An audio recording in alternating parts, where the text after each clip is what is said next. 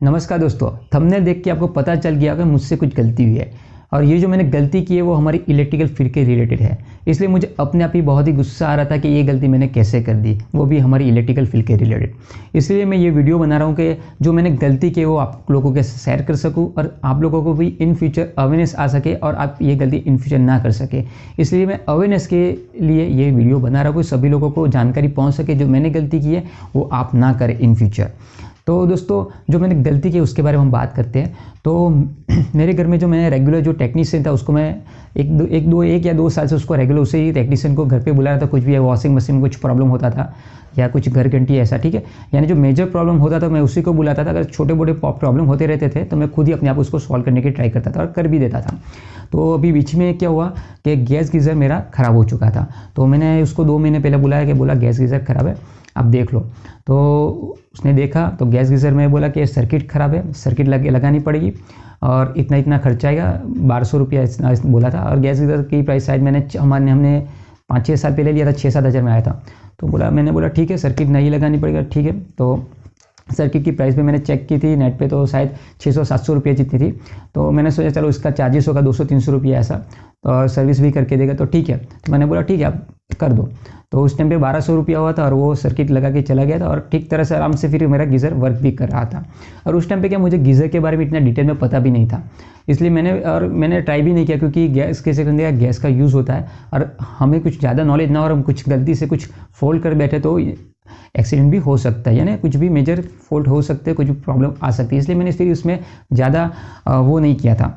तो फिर 2 महीने बाद अभी दिवाली के 1 हफ्ते पहले फिर से मेरा गैस गीज़र ख़राब हो चुका। तो मैंने उसी बंदे को कॉल किया, टेक्नीशियन को। तो उस टाइम उसने फ़ोन रिसीव नहीं किया और दूसरे दिन फ़ोन फिर से उसको मैंने कॉल किया तो बोला कि मैं आ रहा हूँ। फिर उस टाइम पे संडे था शायद, तो वो नहीं आया। तो फिर मैंने सोचा चलो संडे वो ऐसे भी आने वाला तो नहीं है, तो अपने आप ही उसको ट्राई करूँ क्या इसके अंदर फॉल्ट है। तो मैंने यूट्यूब से 2-3 वीडियो देखे गैस गीज़र के बारे में और उससे मुझे काफ़ी 2-3 वीडियो से काफ़ी हेल्प मिली और मुझे पता चला कि क्या इसके अंदर फॉल्ट आ सकता है। तो जो गैस गीज़र होता है उसमें मैं शॉर्ट में समझा देता हूँ। उसके अंदर अगर बैटरी खराब है तो बैटरी रिप्लेस कर दे सकते हैं आप। उसके अंदर रिले लगी रहती है और एक मेन सर्किट रहती है, ठीक है, और थर्मोस्टेट वो भी होता है, मगर मेन उसकी रिले रहती है और सर्किट रहती है। और सर्किट जैसे मैंने बताया थोड़ी महंगी आती है। तो मैंने सब चेक कर लिया, ऑनलाइन यूट्यूब से वीडियो देख लिया। तो मैंने देखा इस सर्किट के अंदर प्रॉब्लम है। फिर मुझे याद आया कि 2 महीने पहले ही मैंने जो उसको बंदे को बोला टेक्नीशियन को सर्किट खराब उसने बोला था और 1200 रुपये लिए थे उसने मेरे पास से।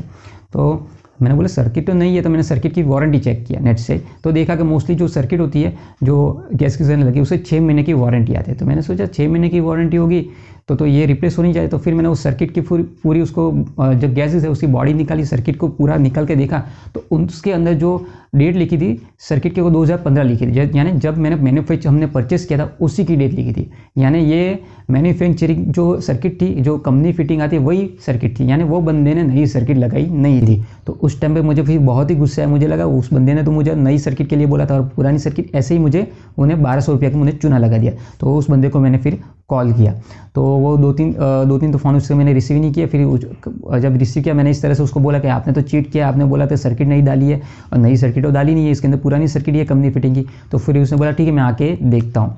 फिर वो 1-2 दिन तो उसको ऐसे निकाल दिया। फिर मैंने सामने से उसको फ़ोन किया 2-3 बार, तो फिर वो आके देख गया और फिर वो फिर से गीज़र को लेके गया। तो उस टाइम पे फिर मुझे बहुत ही गुस्सा आ रहा कि मैंने क्यों उससे, अगर उस टाइम पे मैंने रिपेयर करवाया था 1200 रुपये उसको दिए थे तो उस टाइम पे मुझे उसको पुरानी सर्किट मांगनी चाहिए थी कि जिससे मुझे भी पता चल सके कि जो उसने सर्किट नहीं डाली है नहीं डाली, ठीक है। तो ये मेरी सबसे बड़ी गलती थी, या उससे बिल मांगना चाहिए था। तो मैं आपको यही बताना चाहता था कोई भी आप घर में इलेक्ट्रिकल और दूसरे भी कुछ भी काम करते हो तो उसका बिल मांगिए। अगर बिल नहीं मिलता आपको तो उसके पास जो पुरानी जो भी इसने रिप्लेस किए हमारे इक्विपमेंट उसको आप उसका जो भी स्पेयर पार्ट है वो मांग लीजिए, ठीक है। तो इससे मैं पता चलेगा उसने रिप्लेस किया, नहीं तो फिर क्या वो ऐसे ही आपको उल्लू बना के चला गया, जिस तरह के मेरे केस में हुआ।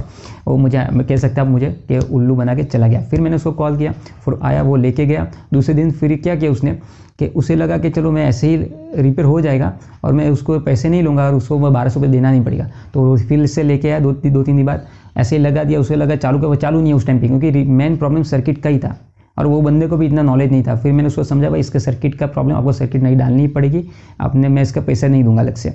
फिर वो 2 दिन बाद फिर से वो लेके आया, फिर 2-3 दिन मुझे घुमाया, फिर लेके आया और फिर उसने डाला, सर्किट उसमें नहीं डाली थी और फिर उसने बोला कि इसमें रिले का भी प्रॉब्लम है, फिर आपको 250 रुपये देने पड़ेंगे। फिर मैंने सोचा चलो ठीक है, इतना अभी वो नहीं किया, मैंने 250 रुपये उसको अलग से दे दिया अलग से। ठीक है। तो मेरा वीडियो बनाने का यही मकसद था कि जो मेरे साथ एक हफ्ते का ये प्रॉब्लम हुआ, उसने 4-5 दिन 6 या 7 दिन निकाल दिए इसी में चक्कर में। अगर उसने पहले टाइम पे जो नई सर्किट डाली होती तो इतना दिक्कत नहीं होती, ठीक है। तो मैं आपको इस वीडियो को तो यही कहना चाहता हूँ, अब जो भी इलेक्ट्रिकल फील्ड के रिलेटेड या दूसरा भी मैकेनिकल कुछ भी काम करवाते हो घर में, तो कुछ भी उसका पक्का बिल लीजिए यार। बिल नहीं दे रहा तो उसका जो भी आपकी जो इक्विपमेंट है, अप्लायंस है, उसका रिपेयर, उसका जो स्पेयर पार्ट उसको रिप्लेस किया तो वो मांग दीजिए, ठीक है, ले लीजिए उससे, तो आपको पता चलेगा कि उसने नया डाला है, ठीक है।